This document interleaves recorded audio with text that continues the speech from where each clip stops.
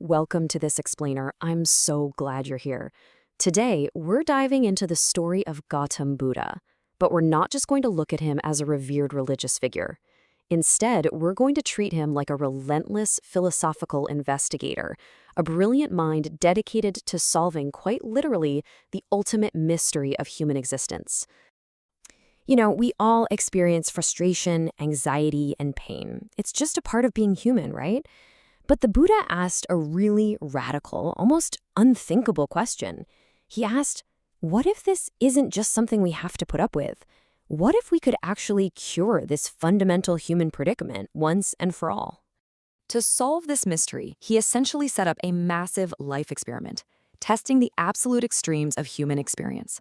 On one end of the spectrum, he went all in on hedonistic pleasure and total sensual indulgence. On the exact opposite end, he pushed himself through severe, painful self-mortification and incredibly strict asceticism. And guess what? He found both approaches completely useless in solving the core problem of our suffering. So instead of those harsh extremes, he discovered something truly profound, the middle way, or Majjhima Patipada. It's this beautifully balanced method. It completely rejects the extremes of indulging every single desire or violently suppressing them. And by doing that, it produces clear vision, inner calm, and true lasting awakening.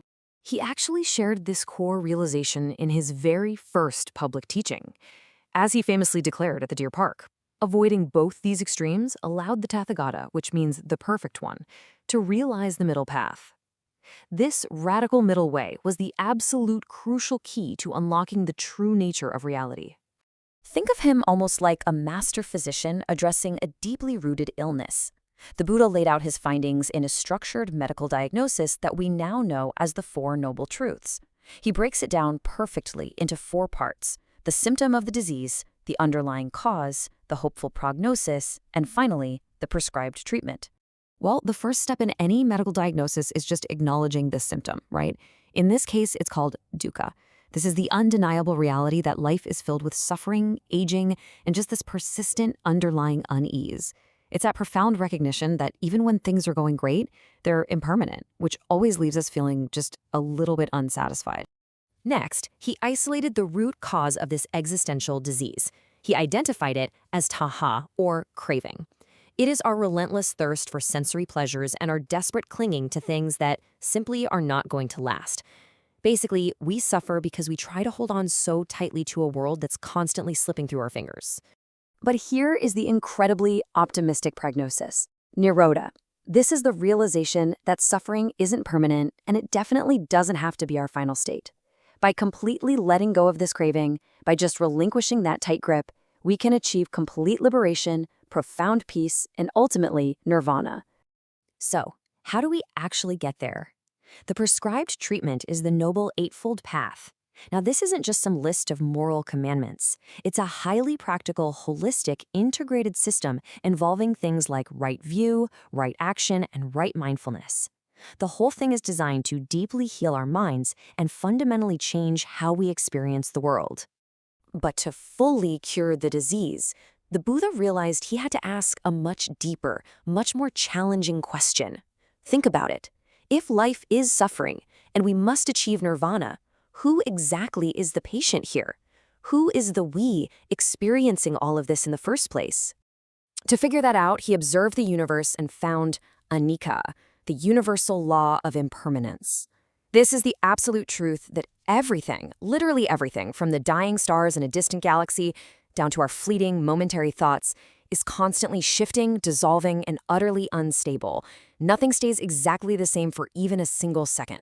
Putting human existence under his philosophical microscope, he didn't find a permanent, unchanging soul hidden inside us. Instead, he found 5 constantly changing components called the aggregates, or skandhas. We're essentially made up of our physical form, our feelings, our perceptions, our mental formations, and our consciousness.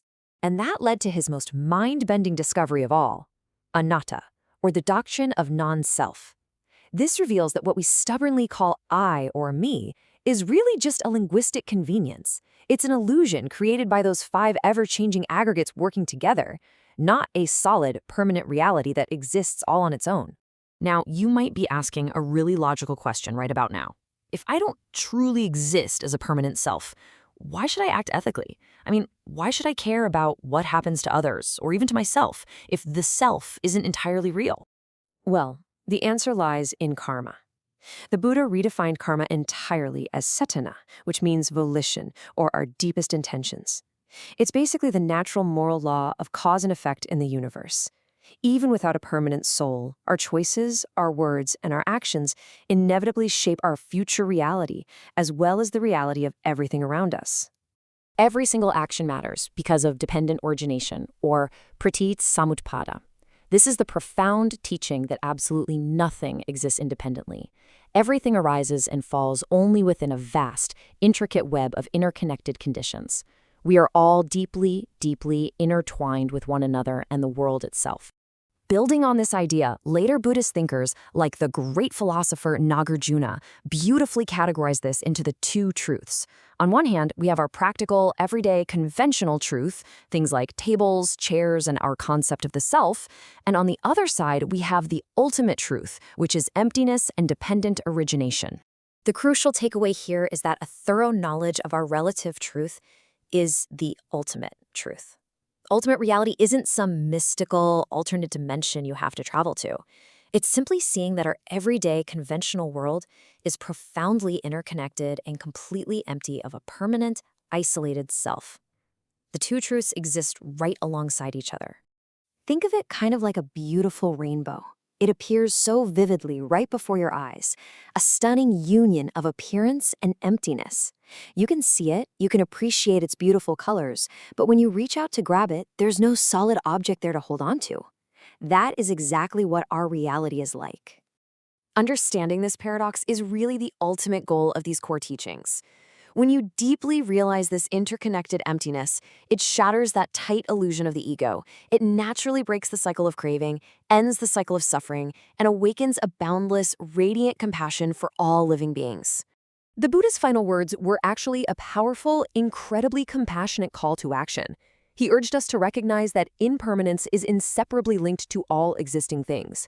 He wanted us to use this fleeting, impermanent life as a precious opportunity to wake up, to strive diligently, and to finally see reality exactly as it is.